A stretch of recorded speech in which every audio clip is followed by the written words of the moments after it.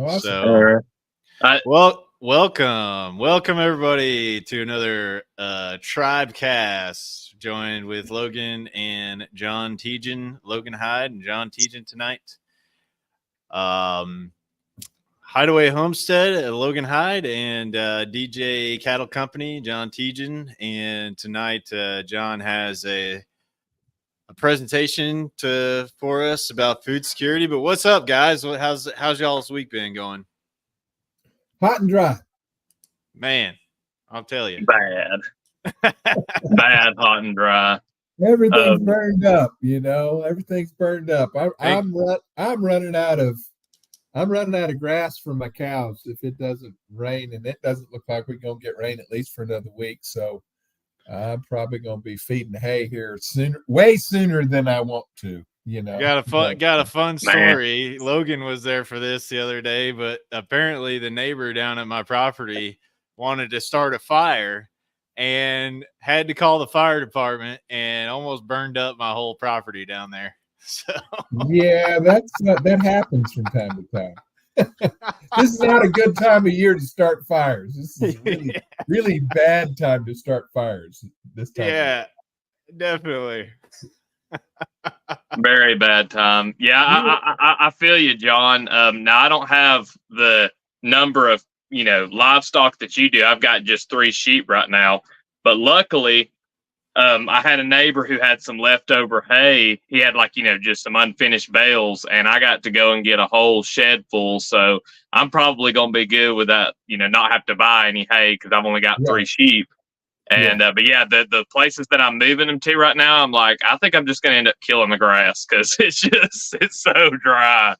Yeah, my one hope is that the leftover water, when I clean it out and everything, it'll at least help water the grass in the little tractor I've been moving them around in. So right, well, and that's always that conundrum that if you're grazing animals, when you're in this situation, it's like, do you go ahead and try to just wrench out every blade of grass that you have to feed your animals and basically sacrifice the future, but we're going into winter?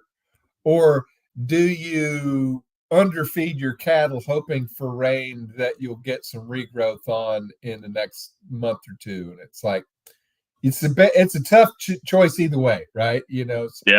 Either your soil's going to suffer or your animals are going to suffer. There's really, unless you start feeding hay, and then but even then, that's not the perfect feed for them. That's just to get them through a rough spot. That's really not something that they grow on. So it's a tough choice. I was talking to a buddy of mine in Texas, and I was telling him that Alabama is starting to look like Texas. Yeah, it is. It is so dang dry, man. I don't think we got one little rain in the past couple of weeks, but that's been it. Man, before you know it, the ice caps will be melted and Florida will be underwater. Yeah, or something. Something's gonna happen. I don't know what it is, but it's rough. Pray for rain. Pray for rain hard. That's the story right now. So anyway, guys, I have this presentation I just did for another group yesterday, and since it's fresh on my mind, then I thought I would share it with everybody. And it's about food security and or insecurity, as the title suggests.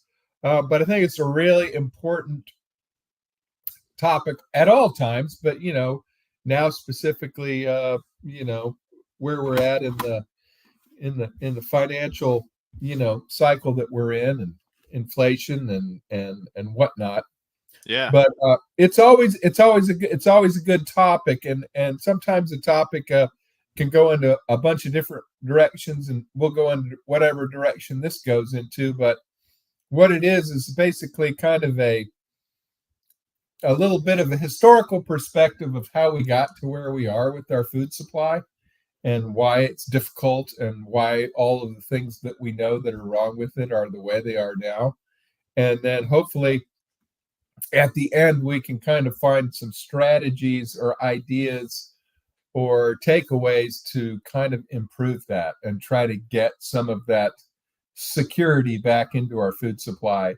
You know, and hint here, it doesn't mean relying on the government to do that for you. So that's what always, about the government cheese, John? we love government cheese, man. Come on, you know, we love government cheese. These poor dairy farmers made all that milk and cheese, and nobody's gonna eat it. So you might as well give it away. Not a bad idea, I guess. But anyway, well, let me see. I've got some notes here that I go off of, and so let's go ahead and start this off. Let me get on my other deal here, and make sure when I change these slides, they're changing for you guys, because I had that problem yesterday. Yep. And so basically, food security. Good. The definition, the World Health Organization or the World Economic Forum or whoever decides what food security is having access to the quality and quantity of food to sustain a healthy life. So it's a pretty basic idea, but there's a lot that goes into that, because you know there's some words in here that you have to, you know, that have some qualifying to do that they don't bother doing. It's like quantity, you know, how much of food does a person need? Who decides what the proper quantity is? And we also know that the quality of the food over the past, shall we say, century, I guess I'll put it at that level, the past century has consistently gone down, and obviously a healthy life isn't what it used to be.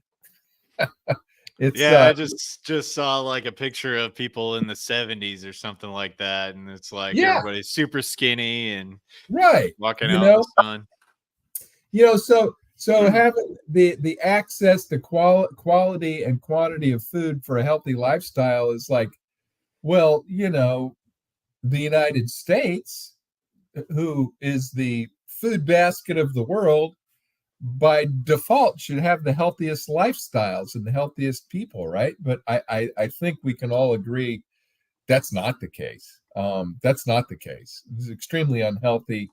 You know, the in my lifetime, it's the first time I've known the average lifespan to actually decrease during my life, as opposed to getting longer and longer. When I was growing up as a young man, it's like, oh wow, you know, it's average lifespan is 68 years, and it's 69 years, and it's 70, and it's 72, and then, you know, and then all of a sudden in the last 10 years it's started to fall back. It's like we're not living as long as we used to, and that's just kind of strange. That's kind of weird, and it's scary, but it all has to do with the quality of the food that we're eating. It all comes down to the food.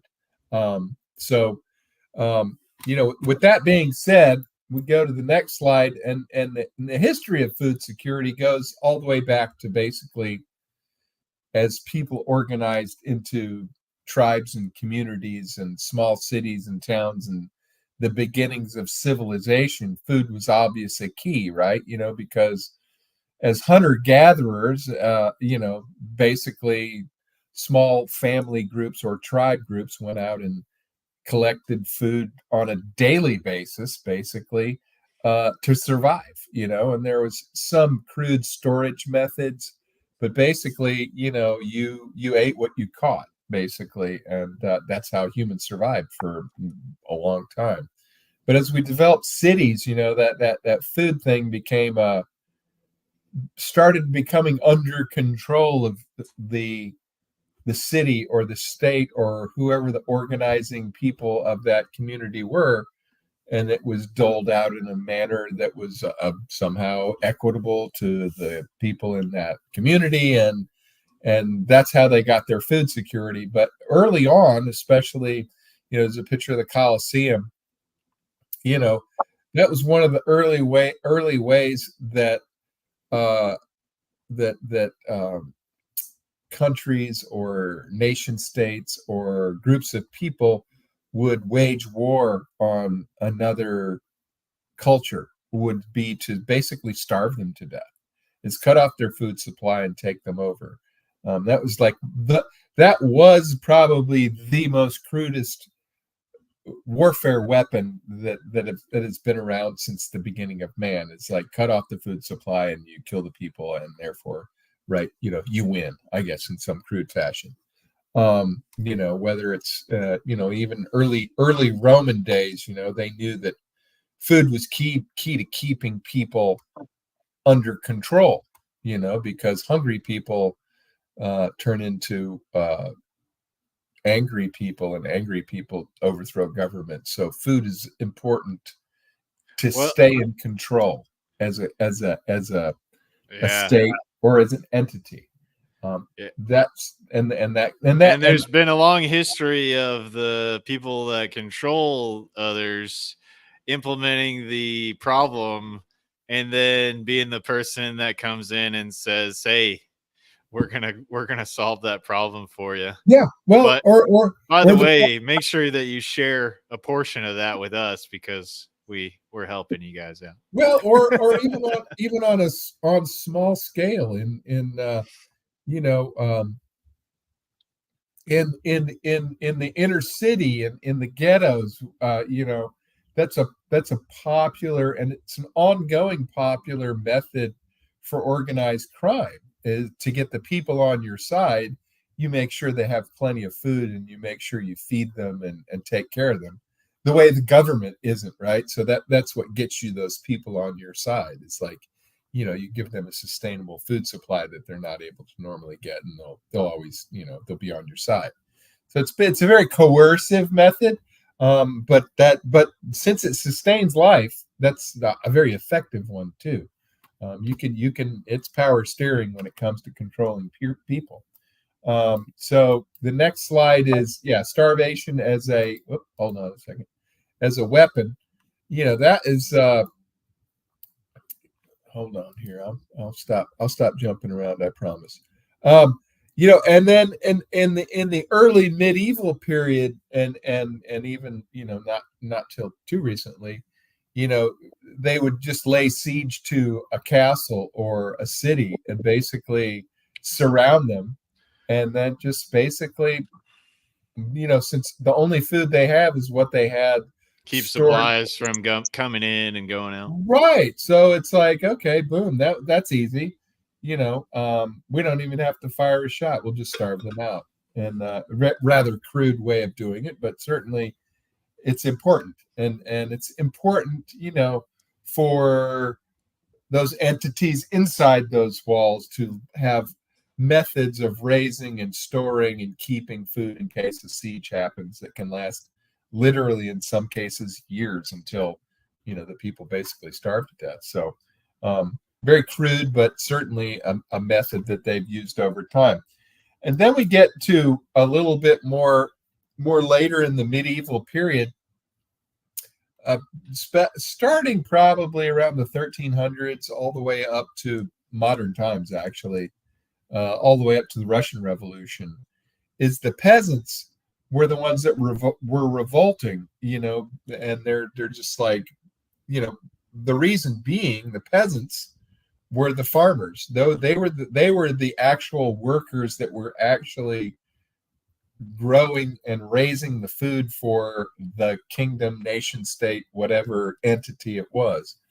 And and then the government would come in and say, well, thank you very much for raising all this food, now just give it to us, and they would, or whatever method you want to call it, taxation or just downright theft of stealing the food and taking it back and redistributing it to other people. It was certainly not fair to the peasants who raised it.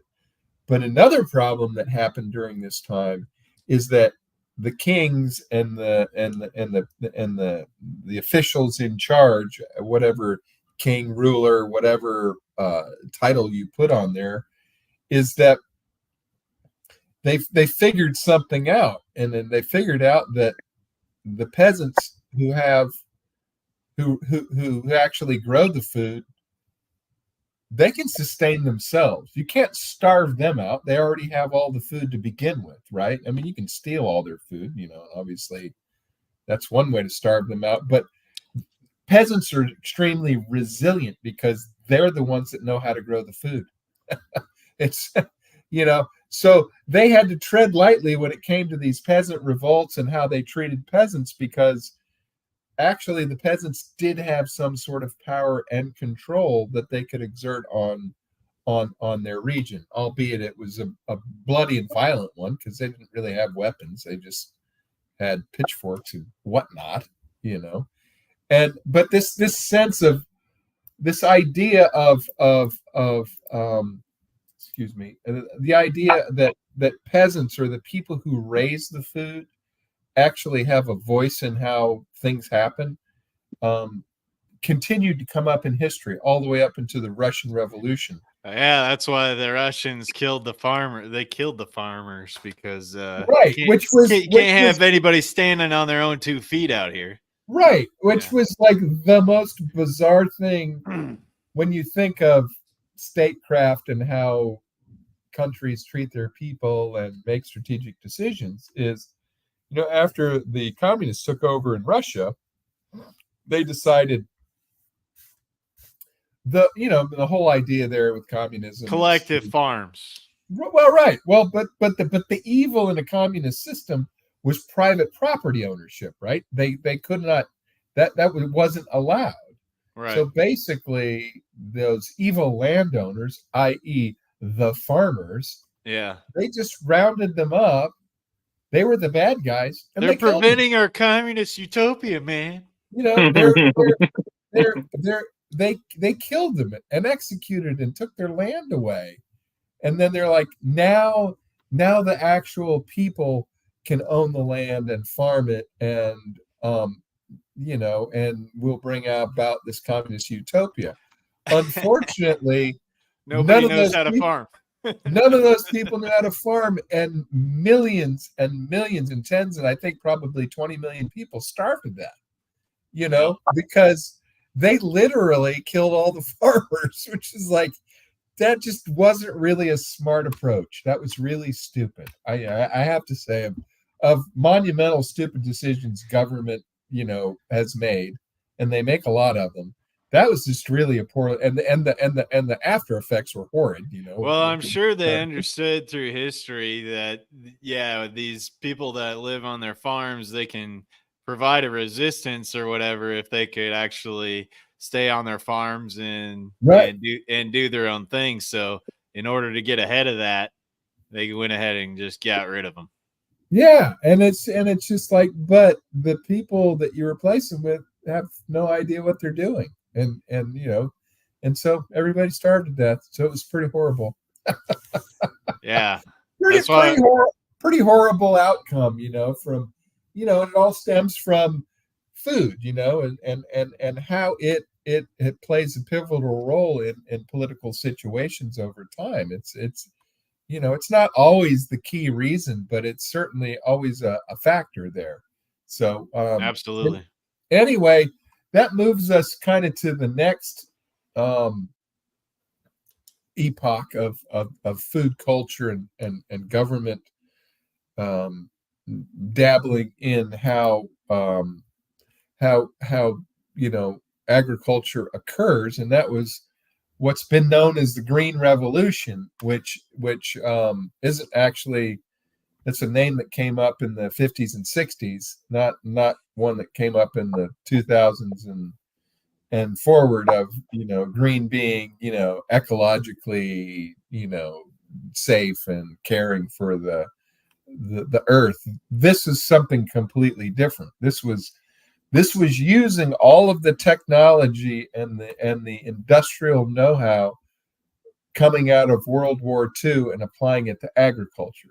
If anybody knows the story of the Oklahoma City bombing, and that was accomplished by gathering two of the most common agricultural goods out there: ammonium nitrate and fuel oil. Right? Yep. And to make bombs, right? Which is an interesting thing to do, right? Because post World War II, ammonium nitrate, which is all used to make gunpowder and all sorts of explosives and ammunition, now gets used as a fertilizer for crops. Right. We need to put, we need to keep these people who run these factories in business. So what else can we use it for? Well, it makes really great fertilizer. It just so happens it makes really good fertilizer. And so the Green Revolution basically was the total application of technology to agriculture, whether that was ammonium, nitrogen-based fertilizers, or pesticides, or fungicides, or herbicides, or another thing that came out of World War II is these huge diesel engines that for tanks, that now could be repurposed and make agricultural equipment and tractors and so on and so forth, and using all of this technology. And you know what? It worked. It worked really well because, agricultural output just shot up through the roof after World War II, specifically in the United States, because we were, on the leading edge of all this crap, basically. But one thing that they never concerned themselves with was the only thing they cared about was maximum output. How can we raise the most food the quickest on the smallest amount of land? And that's laudable goal, but unfortunately they just went for those high yield numbers, and they didn't realize that the erosion and the contamination of the soil and the lowering quality of the food product that we're producing that became the end result of the Green Revolution. There's lots of documentaries about how that affected India specifically following the Green Revolution, because they had an exploding population they had to feed, and they used genetically modified rice and all of these fertilizers to feed people, but they ended up basically malnourishing everybody because the type of rice, I think it was called golden rice, I believe, that they developed and they had everybody grow, was almost devoid of any nutrition, and that people's diets just went horribly wrong because they had this plentiful rice, but it just wasn't sustaining. So there's a lot of mistakes that were made during this period, and that was basically in the 60s, 50s and 60s, when the Green Revolution, and there's a lot of things that came out of that period of time. One of them was, and you can talk to old farmers, and you can even talk to farmers today, and they still have this mindset, is that it was almost our birthright as Americans, because of the such fantastic agricultural land we had. It was almost a birthright and a requirement for us to feed the world, right? There was the panic of overpopulation, and we're not going to have enough food, and people are going to starve to death. So we really need to be on the front lines of producing as much food as we can so the world doesn't starve. That was literally in the minds of farmers back then, because that's what they were told. They were told by the government. They were paid by the government with subsidies. It's like, you're feeding the world. We need all this food. We need this production because populations are exploding, and blah, blah, blah, blah, blah, blah, which is great, if you're a farmer and that's the motivation you need to get up every day. But basically, as we'll see a little bit later, it really kind of collapsed on itself a little bit. And that's because we start getting to the unintended and unfortunate consequences of government being part of the agricultural system. And that is when we arrive in the early 70s with our favorite Secretary of Agriculture, Earl Butz, who basically proclaimed, this is the height of the Cold War, mind you, that we are going to use food as a weapon. This is literally a weapon of warfare. We are going to buy influence around the world with our food, basically. And there was, look back about the Soviet grain embargo. We stopped selling grain to Russia. This was a Cold War tactic. They actually implemented this because they thought it was a good idea, to use food as a weapon, as we've seen cultures and governments have done throughout history. We're no different just because it was the 1970s. And so food as a weapon was one of his terms. There's quite a few. He's actually got a number of quotes that people quote. Another one is either get big or get out. And he was basically talking to the farmers. Either you get bigger, buy more land, buy bigger tractors, become more productive, or get out. Basically threatening small farms with their existence if they didn't grow and get bigger and participate in this weaponization of food. And all sorts of government policies came down to advantage these larger farmers, with the FDA and so on and so forth, which is just unfortunate. But and in a way, I can understand what they were trying to do, but the consequences became really dire, especially when it came, because at this time he's saying you need to get bigger, get out. Well, guess what farmers did? They took his word at it, and they started increasing the size of their farms. And when you have an increasing, need for farmable land, guess what happens to land prices? Well, in probably 3 or 4 years in the early 70s, land prices doubled and tripled in value because farmers were just buying up land and they needed more land and get bigger or get out. And this was all in their mind. And which was a great thing if you own farmland, because your farmland became worth more. But with the encouragement of the Department of Agriculture,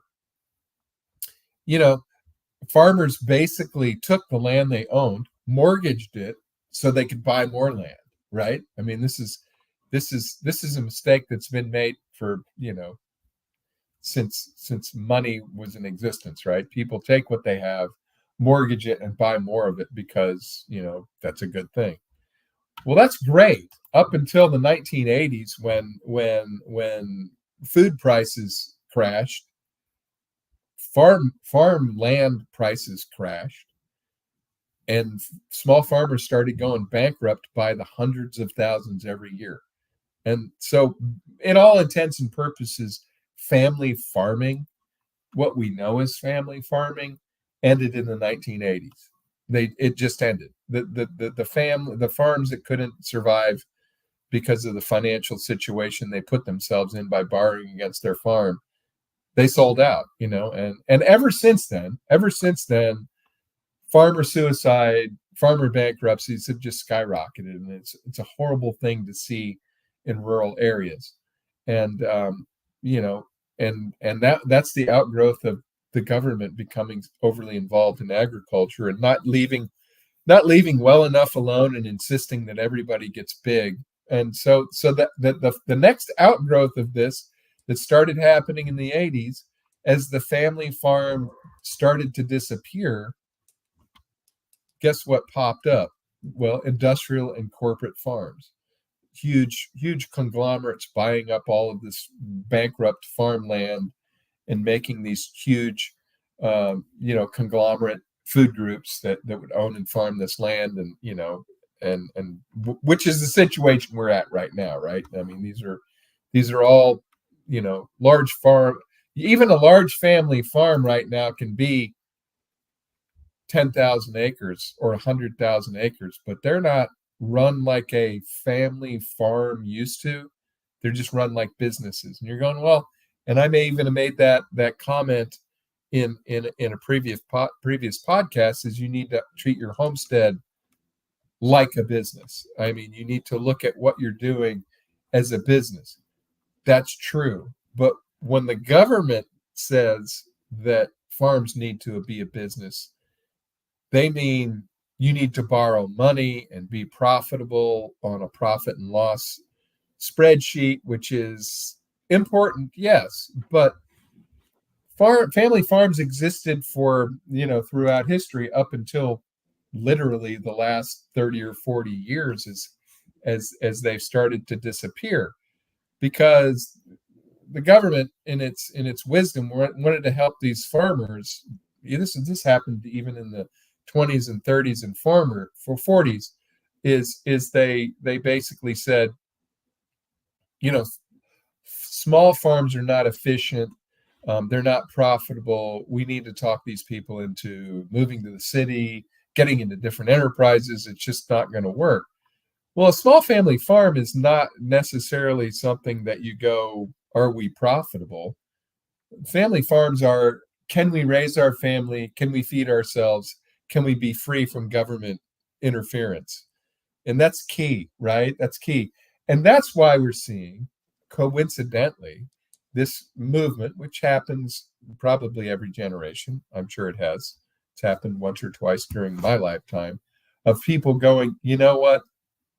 I want to go back to that lifestyle. I don't care if I don't make $100,000 a year as a farmer. I want to be on my own land, raising my own food, and raising a family in a wholesome and healthy environment. That's all people want. They don't care about profit and loss or what your margins are and so on and so forth. Those are important. Yes, you have to keep track of that because you don't want to go out of business. But the idea of family farming is the family, and that's what's been ripped out of family farming is families, because they've just been replaced by the government. And that's probably the biggest tragedy of this whole situation, is that family farming has just become almost impossible. But there's a huge desire for people to engage in this type of agriculture, and it will take the right government, the right people in power, if that ever happens. And I'm not holding out a whole lot of hope for this, but making that a popular or an achievable alternative for small families is to get back to farming, if that's what they choose to do. So anyway, I don't think that's coming from the government. I think that's coming from people making that decision on their own and going for it. Right. But I'm just saying the cards are so stacked against that, basically by governments favoring the corporations and the corporate farming, that, if there's just a little bit of relief given to the small family farmer to say, hey, you don't have to comply with all of these regulations that corporate farmers do, because they're the ones that set up the system now. And there is some of that goes on, but certainly, it's going to take people to just say, screw it, I'm tired of the urban lifestyle and want a rural lifestyle. They want to be on their own land. I mean, and that's obviously, a large part of our audience is in that group. So, well, I think it's also like the demand for those kinds of foods too. Like the people need to realize that, the food coming from that type of way of farming is poisoning you. Right. And you need to stop buying so much of that stuff and start shifting towards buying more local stuff, raising your own stuff. Yeah, I think doing it that way. Well, I think you obviously know which direction my presentation's going into, because you're just kind of stealing my thunder there, Greg. But that's okay, buddy. Sorry. So now we know how we got here. So, why did it happen? And I think it's important that we need to understand this didn't happen to us. It happened because we participated in this food system that fell apart. And a lot of people go, well, no, I didn't. Well, yeah, you kind of did, because as consumers in an economy have a number of different roles and responsibilities, and we don't think of it that way, right? We just think of, I see something on Amazon and click a button, and that's as far as I go. But we've abandoned our responsibility as consumers, and consumers not only are the people who buy things that producers produce and keep the economy flowing, but they also have a responsibility to inform themselves about what they're buying and how it was produced, and does this fit, is it of sufficient quality? And I mean, those are all questions we used to ask ourselves as consumers, but in this modern technology and this grocery store Walmartization of our retail landscape, we don't do that. And it's not all our fault either, because that information just isn't there anymore, right? You just walk down the aisle in Walmart and it's just got bags and boxes of stuff, and put it in your cart and scan it and go home. There's really no way of knowing where that food came from, who raised it, how it was raised. Is it actually healthy for me? Those are all things that a modern economy make very opaque to the customer. And that's for a reason, right? They don't really want you to know. they just want to put it in a shiny package so you buy it and you go home and eat it and hopefully buy some more of it in the future, right? That's their job. Their job isn't to inform you. But we have to be better, more informed consumers, right? Because that's how we send signals to the producers in the world, is that they only produce what people will consume, right? Exactly. If nobody wanted, and I think this is something I watched from the very beginning, and I was very very interested to see its outcome. When all this Beyond Meat crap came out and Impossible Burgers and shit like that, it's like, when that all came out, I'm like, that was a massive move by the corporate entities who produced that stuff to push that into the retail channels. Because nobody was really, there were vegans, but nobody really wanted that stuff.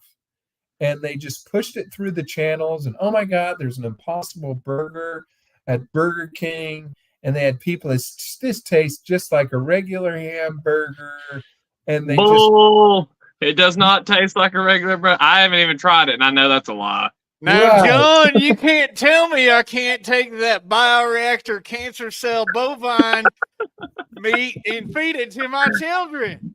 Dang it, John.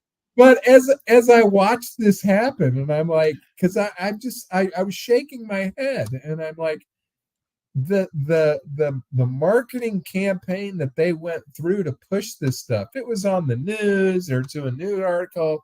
Oh, they're in the studio sampling this crap, and of course they're all paid to say it's yummy and delicious. And then, about a year later, it's like, nobody's buying this stuff. Nobody asks for it. Nobody wanted it. They only produced what they wanted to produce because, for very political reasons, right? Because there's a war on actual meat out there. They're trying to replace it. But you know what? The consumers go, nah. The vegans love it, but I mean, what don't they love that's bad for you?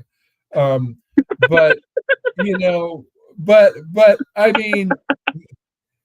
But they just thought that was such an outstanding idea that, of course, people are gonna, the same thing they're doing the same thing with the bugs, right? And I know it's kind of a meme about eating the bugs, but they're literally trying to make food products out of it, and they'll force it into these retail channels, and the same thing's going to happen. Nobody's going to buy it. Nobody's going to buy it because it's not what people want, and so. So the real weapon we have as consumers is not buying crap and buying quality food, and that kind of and also over time, this one last point here is we've demanded cheap food available 24/7, 365 days a year. We want those prime cuts of beef all year long. I don't care when you slaughter the animal. I want avocados year round. I want, Chilean grapes and all the things that we have in our wonderful supermarkets. And don't get me wrong, it's a great thing to be able to buy those things year round.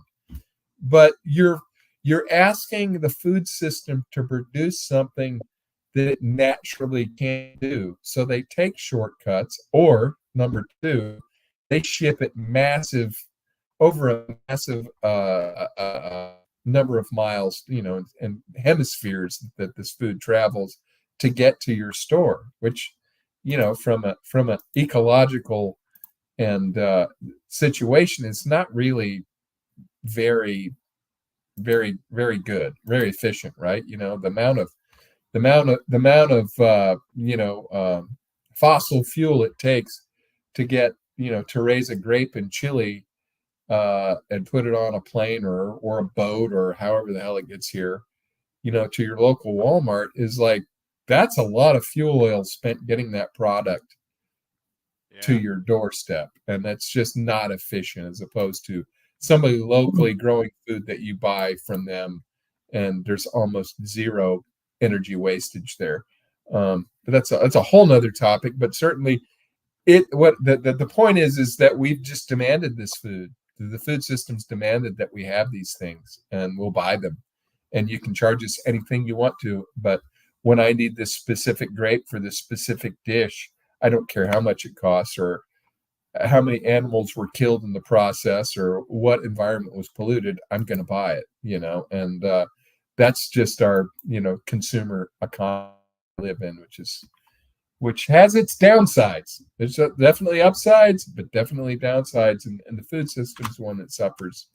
So what we get to is, the final slide here is how do we fix it? How do we fix this system? Well, it's not going to be easy, number one, and we can't expect or depend or hope that the government's going to step in and be a benevolent, arbiter of food policy.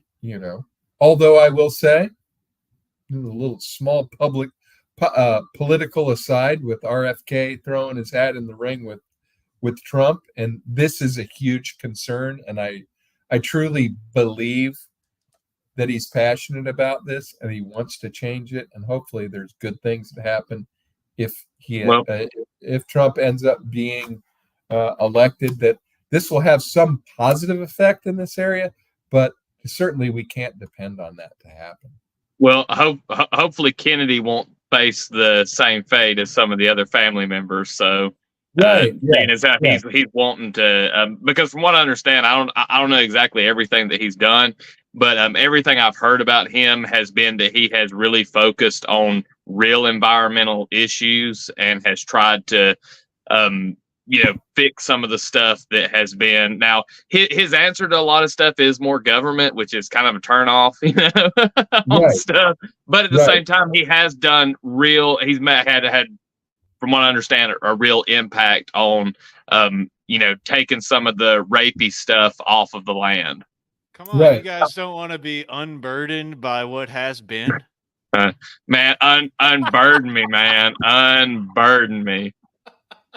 Sounds like some memory hole stuff right there. Yeah. But anyway, so if we're not going to rely on government to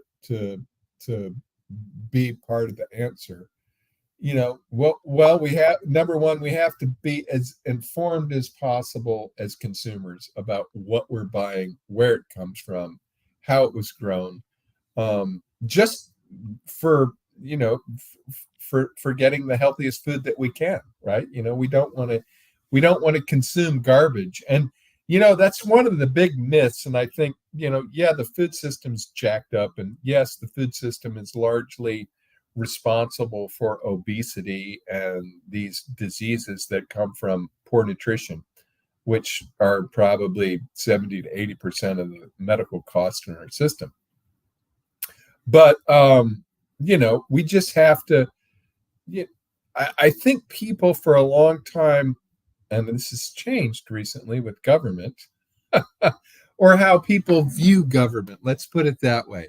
How people view government has dramatically changed, and just in the last,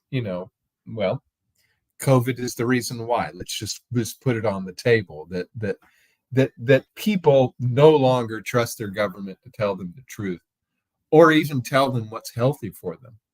And so, for the longest time, the government, with the food pyramid and suggesting what you eat and eat a low-fat diet and low cholesterol and blah, blah, blah, blah. Those have been monumental healthcare mistakes that the government has made. But, during that period, people trusted the government to tell them the truth, right? I mean, the only reason people decided to change their diets and eat all that crap is because the government told them to, and they believed them. Well, that day's kind of over, I mean, largely. There's still plenty of people that, if the government says get, 6 shots and 5 boosters, that, people are still going to do that. Unfortunately, and unfortunately for those people, they're probably not going to be around much longer. But that's the justice coming out in the system. But be a better informed customer. Buy the best quality food you can afford. With the knowledge you have, with the information you have, because the more quality food that we purchase from the system, the more the system will change to meet those needs. And it's just a fact of business, because people aren't going to be in a business that's losing money and nobody wants to buy, unless the government's paying them off to produce it. But that's a whole other story. Won't get conspiratorial there. Buying locally or from producers who are aligned with your thinking. Well, that's really what it comes down to, though, really is that buying local, finding, even if it's not super local, it's in your area, and you find somebody that produces that what you want to buy is to buy directly from them. And that's not just a pitch because that's how I sell my product, but that's one way of knowing. I mean, anybody who is a customer or a potential customer or a curious customer has an open invitation to come to my farm, with some notice, obviously, because I live here. Just don't show up unannounced, but I'll gladly show you my operation and everything that goes into raising my animals. There's no great and powerful Oz behind the curtain pulling the levers to make that happen. It's very transparent. It's very open. And if there's a producer in your area that you're thinking of doing business with that becomes rather sketchy. Now, there are reasons why people don't want you on their farm, and it's not because you're a bad person. They just want their privacy. But people should be fairly open to letting you see, their customer, how their food is raised. That's almost a non-negotiable there when buying from a local farmer, because that's just, why would you not show me how you raise my tomatoes? Why can't I see the cows out in the field eating grass that you tell me that they eat? Well, but that's always a good thing. And get to know your local farmer, and you build relationships with that person. You also support that person. And if he's smart and he's not an idiot, he will know that you support him, and he will treat you accordingly, in hopefully a very friendly and open manner. If they don't, there's a problem there.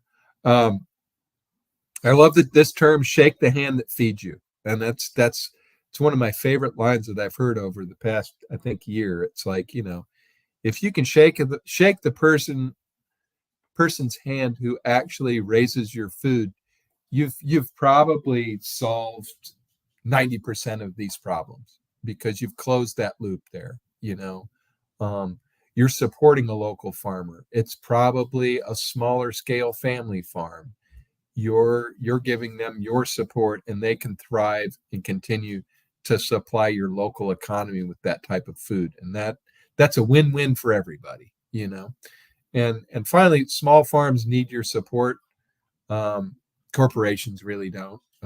They do, but your dollar will have more impact going into the local economy and changing things than if it goes to Walmart. Obviously, that money, you go to your local Walmart. Yeah, it might be in your town, it might be in your county.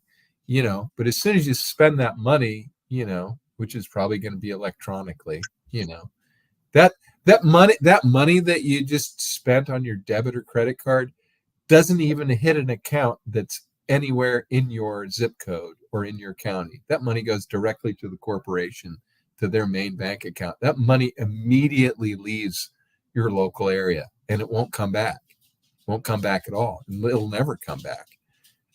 But if you're buying from a local farmer, a local producer, you're paying money to him. His money goes into a local bank account, or it might be a large bank account like B&A or whatever. But that account is used to pay for things in that in your local area. He's feeding his family. He's buying parts and equipment and whatever it is for his farm, paying local taxes.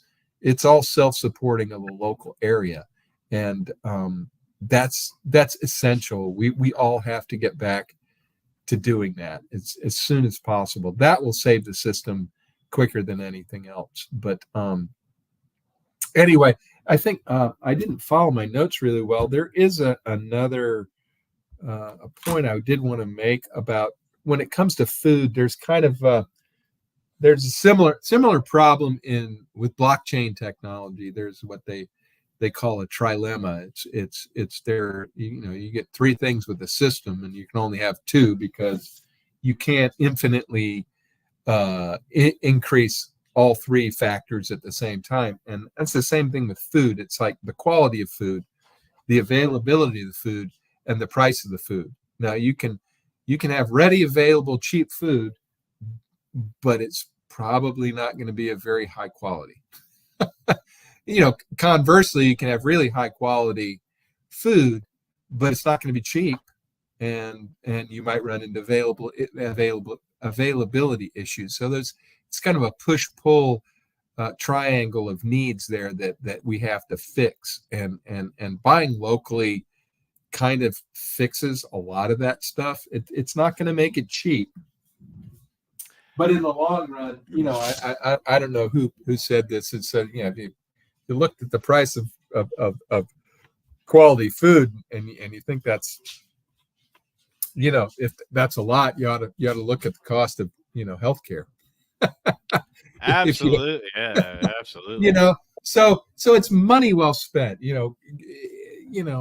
Nobody can convince me otherwise that buying healthy, high quality food, even though it's expensive, in the end is going to be more profitable for you in the long run with your health. I mean, there's just no. We've seen that, and again, we've seen the downsides of cheap, plentiful food in our system and what's happened to the healthcare of the country, right? I mean, obesity and diabetes and all these degenerative diseases have just skyrocketed in the last 30 or 40 years to the point where it's almost, it's frightening. It really is frightening. Hold on a second. I have two dogs that need my attention. Yeah, I think yes, good summation of the problem. And for, I don't know, Tucker recently had on these folks, Callie and Casey Means, and they really went down the rabbit hole of how the pharma and food, big food and pharma work and everything about where we're going as far as all that the modern food system is. And a lot of this food is a big cause for why people are getting so sick. So, if you want to change that, and that is something that is within your power, like if you're wanting to figure out how you can actually make a difference in the world, it all it takes is making different choices, like you said, John, and starting to choose to eat more of the food that can help heal you and isn't laden full of garbage. Yeah, it is kind of interesting when we come down and look at that about quality food and how important it is for our country to survive. But a lot of there's a term that's like, well, you need to vote with your feet. If you don't like the state or the city you live in and the policies, move to a place that is that is more appealing to your political sensibility. They're less involved in your daily life. Move to a place that doesn't have income tax, whatever, right? And you can vote with your feet, but you can also vote with your wallet, which I would say is way more effective than actually voting on election day. Um, I spending 100% agree. It's our choices, because we're going to get more of what we spend our money on, right? So we'll get yeah, more of that. yeah. if we There's keep no giving money. there's no stealing my vote and getting fake votes in there to prop up an ailing food system. It's like either I support it or I don't support it, and either the massive amounts of people support it or don't support it. And if they don't support it, it won't exist any longer. Yeah, government can prop it up and keep it in business. Yeah, sure they can. But what you're going to do is you're going to transfer that money you would have spent there over to a system that you believe in, and a system that can thrive and survive long term and accomplish the goals that you want to see happen in your food system. And so, yeah, it's so important that people understand that. And I think people understand that on a certain level until they go to the store and fill up their grocery cart. It's so good. It's so tasty. Yeah. Oh yeah. I got a cookie right here that's delicious. But so I'm not immune to that, right? I'm not, and we all don't have to be monks and misers and or everybody needs to be on the carnivore diet. And the only thing you buy is a local cow once a year, although that would be fine with me. But we you don't have to be extreme about this, and because Maybe buy one less pack of Doritos. maybe Start buying a different option. Right. Just find something else that's gonna scratch your itch, and that's fine. And these are and that isn't that the curse of a capitalist system sometimes, is this wealth of options that you have to buy. And because hey, 60, 70 years ago, 80 years ago, before there were grocery stores, there wasn't a whole lot you were going to buy at the general store other than salt, flour, sugar. I mean, the rest of the stuff was raised locally and you bought locally because there was not a lot of refrigeration. There was not, and so you didn't have these choices. And now, you got 10 different flavored Oreos and 20 different flavors of Lay's potato chips. They put something in those Oreos, man. I don't know what. Hey, but dang, they're pretty good. Hey, when I grew up, there was only one kind of Oreo. They didn't even have double stuffed Oreos when I grew up, and there was only one. Or the mega stuff. You can't forget about mega stuff. Yeah, jeez. And I haven't gone down that road, thankfully.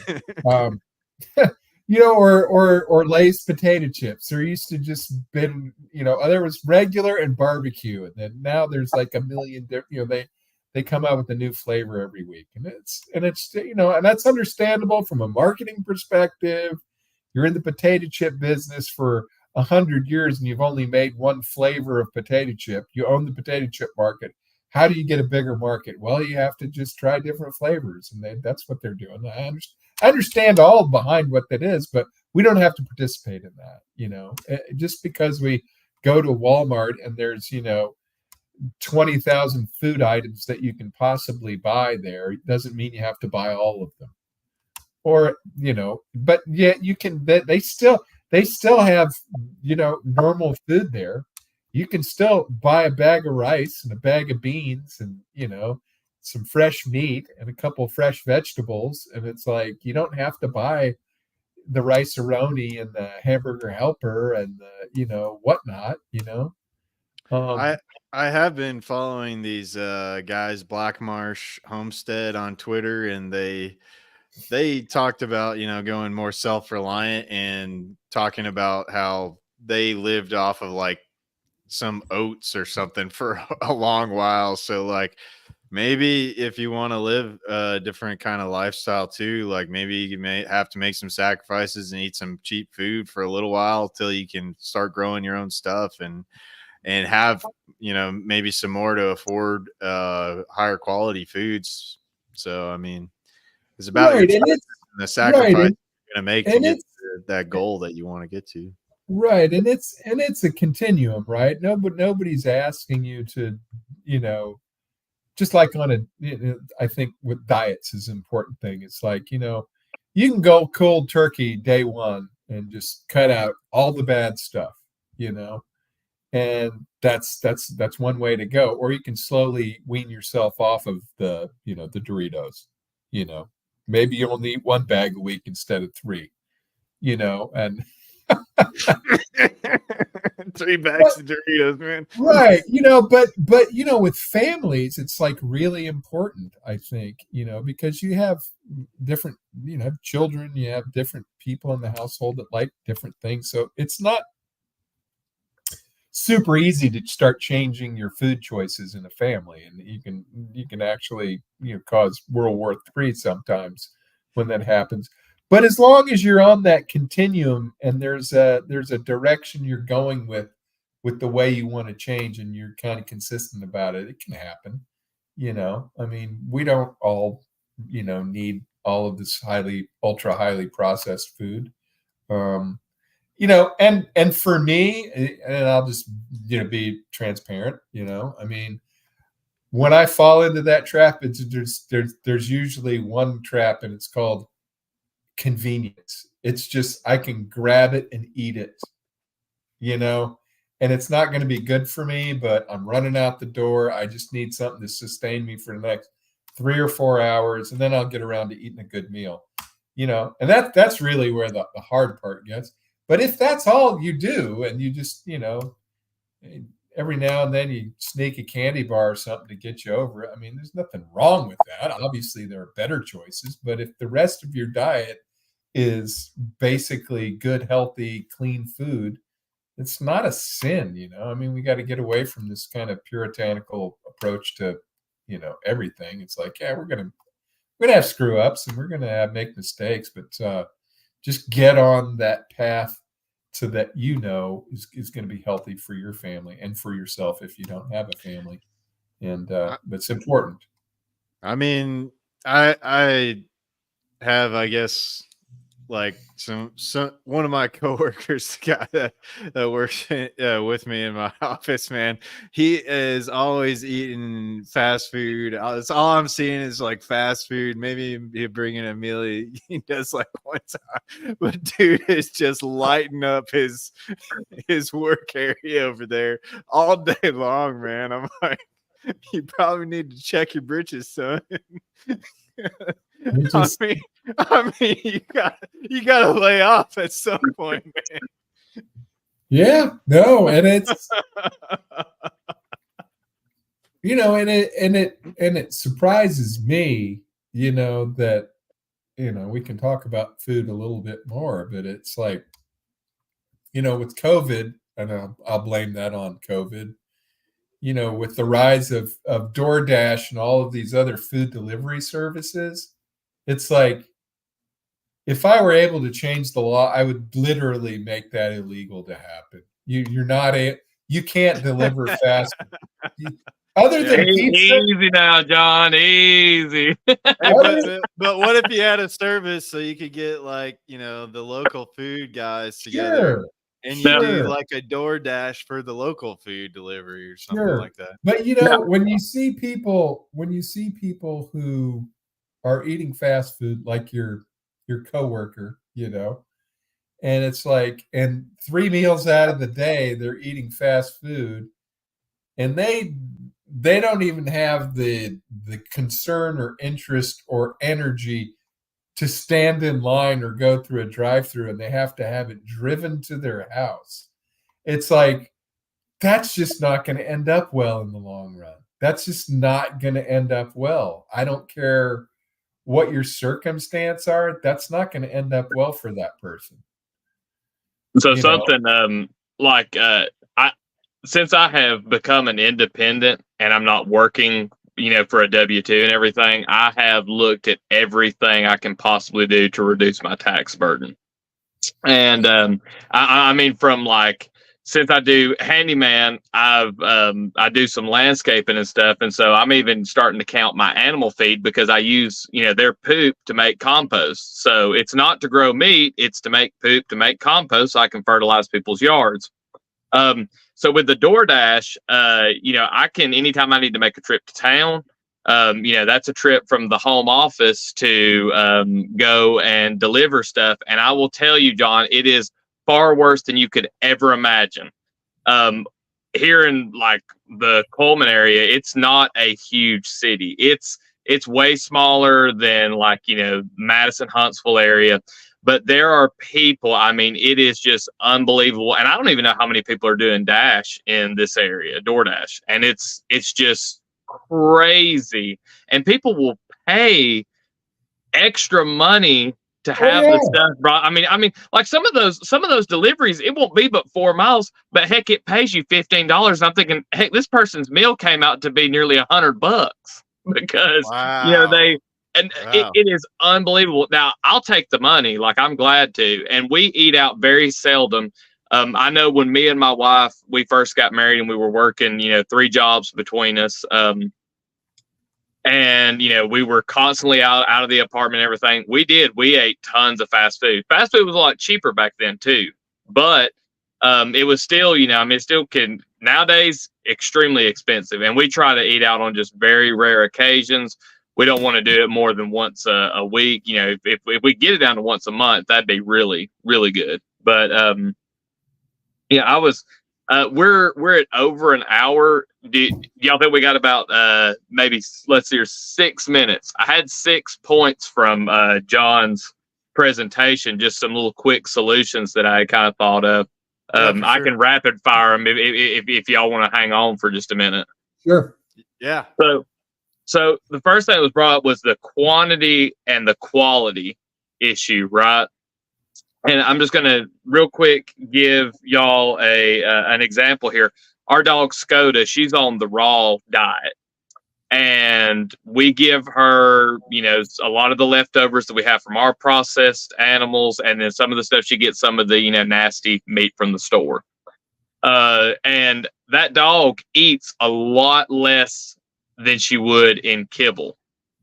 And since she's on that diet, I know that there's times where, like, if, something's not good for a dog, like bread or something, I mean, she won't even hardly touch it. So when you have a really good quality product, you're not going to eat as much. You're not going to sit around, eating 3 bags of Doritos, because you're actually getting full and your body's getting the nutrition that it needs. So that's something that people need to factor in when you're looking at, a good quality food. It's like, you won't need, 10 pounds of it for this week. You'll be fine with 5. And something else that was brought up was about like the hunter-gatherer, societies. Governments used agriculture as soon as they realized what it was. It was like, hey, we can control people with grain. And so the hunter-gatherer, that's where we're going to get a lot of our food sovereignty back from, is becoming hunters and gatherers. There is food out there in unbelievable amounts. Down here in the Southeast, it is a cultural thing to go hunting, but a lot of people just want the rack on the wall. Now, a lot of hunters, they do take their deers to be processed, but think about on a homestead, how many people could you go to hunting clubs, go and talk to your neighbors who has the access to this meat. So I mean, say Greg's a big deer hunter and he wants to put a big buck on his wall, but he shoots a doe or 2 a year, just because he likes it as a sport. He can bring it by my house. I'll clean him up, and maybe I even give him some of the meat as part of the deal because he drove out there or whatever. So going back to more of that hunter-gatherer, preserving fruits that grow easily around here. Our apple trees have actually done pretty good, and they had tons of apples on them. But we ran into the problem that Greg was talking about, the cedar apple rust and bugs and stuff. So finding those local places where you can gather and preserve that food is going to give us a lot of that food security back that we've lost. Going back to the hunter-gatherer, I don't think necessarily that, you know, culturing fields, especially when it's ranches, is inherently bad, but we've got to get back to that. Which brings me to the culture of food. We're in a culture. This is going to take a while to break. You know, the mega stuff Oreos, the Mountain Dews, the Doritos, the chocolate chip cookies, you know, all that stuff. It's going to take generations to get us off of the sugar heroin. I mean, it is. I have struggled. I've been on carnivore probably 4 or 5 times. And the reason I've been on it 4 or 5 times is because I broke that many times and, you know, went back to the good old sugars and carbohydrates. So the culture of food, it's going to have to be a cultural thing that changes in our society for us to get back to a healthy, proper diet from food that's grown, that's quality, high nutrition. Which brings me to my next point. I mean, would either of you consider buying a house that did not have a commode or a shower? Answer is probably no on that. It's like, what if it didn't have a dishwasher? What if it didn't have a fridge? What if it didn't have, you know, I mean, there's all kinds of stuff that goes in a house that's non-negotiable. It's like, if you're going to buy a house, it has to have those appliances. I think that bringing in small systems like a dishwasher, say, oh, well, I don't want to buy that house because it doesn't have a garden pond, or I don't want to buy that house because, you know, they don't even have a composting shed, or they don't even have a drying barn, you know, where you can dehydrate things, or you can, you know, put food for your animals, for whatever, you know, type of animal that you want to put in there. So getting that into a cultural thing as far as homesteading, saying like, you know, these homes have these systems already put in place, which brings me to the stop export of nutrients. Just recently, I was cutting a lot of grass here, you know, just in the yard for my rabbits. And it came from a place that was a little poor in fertility. And so the rabbits really liked it, but they were eating too much of it and they started to get skinny on me. And so we export so much stuff. I mean, you think about your urine goes away. All of, you know, people are constantly putting stuff down the garbage disposal or putting it in the trash, organic matter, getting the nutrients back onto people's properties to where we can have nutrient dense food, because the whole system we have right now is about import and export. It's bringing in all of the nutrient to feed to the animal and then sending all the nutrient that comes out the back end to somewhere, you know, where it's going to be a pollutant rather than a fertilizer. Last thing, getting small. I think it was like in the 1930s, or it might have been 1830. Somebody can, you know, check that and fact check me on it, but it was like 35% of America were farmers. And you think about education now, you know, classroom sizes just keep getting larger. It's like, if you get, you know, had you rather have a teacher teaching 2,000 children or teaching, you know, 20 children? Or had you rather have somebody have a private tutor? When you're dealing with living beings, extremely large scales just don't work. You want somebody, like John said, you want to be able to shake the hand of your farmer. You want him to be able to, at any time, put his hands on the food he's growing for you. I mean, that is just one of the most important things, is just bringing these scales down and getting the local economies back to where they're supposed to be. The Amish were brought up. The Amish, I don't know if y'all have ever been online and looked at like Amish made things. They ain't cheap. So it's not like the Amish are saving all this money because they don't use electricity. It's because that dollar passes around in their community. I think it's like 7 to 9 times before it leaves the community. And that's the only way we're going to get food that is, you know, in quotations, affordable for the average Joe, is we've got to start closing these communities and stop exporting our dollars. Yeah, it's going to hurt like hell for the first, you know, little bit, because you're going to be paying, you know, double, triple, quadruple the prices that you would in a grocery store buying from your local farmer, but it's going to be a higher quality. And once we start bringing in those smaller businesses and keeping that closed loop, our economies get better. And it doesn't matter. We don't care that, the food is 3 times cheaper down there, because everybody, the rising tide floats all boats, for a lack of better terms there. And, yeah, I really enjoyed the presentation. It gave me, let's see here. Yeah, a whole week's worth of videos for next week. So I didn't even have to hardly think on that one. It brought up a lot of stuff that I'll be able to put on my YouTube channel. So thank you, John, for that. No problem. One final thing, I guess, that I wanted to add to all that is that I think, we're all kind of in that same mindset of growing our own food. And I've been looking into the whole commie thing, what the communists did for a long time, and read the In Order to Live book written by Yeonmi Park. And I think, the things that they did to their people and that can be done to you, it is an important thing to remember. We're all farmers, but it's a good idea to make sure that you think about your defense as well, and making sure that you stay armed and trained, and defend defend your farmers. So with that, I guess we'll go ahead and wrap it up, and go ahead and go around and let us know where people can find you guys. Yeah, well, I'll be here on Sunday nights. I guess going forward, hopefully we can continue this. But I'll be around, and I'm still selling my cows. And if people wanted to get in touch with you about that, how can they get in touch with you? Yeah, I don't have a really good way of doing that. I'm really bad at marketing.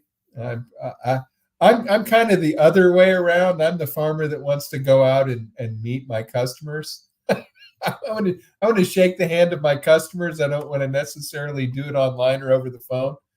So it's been by word of mouth. And if anybody watching this is interested, get a hold of Greg. He knows how to get a hold of me. It's not a big deal. Put a comment down in the video.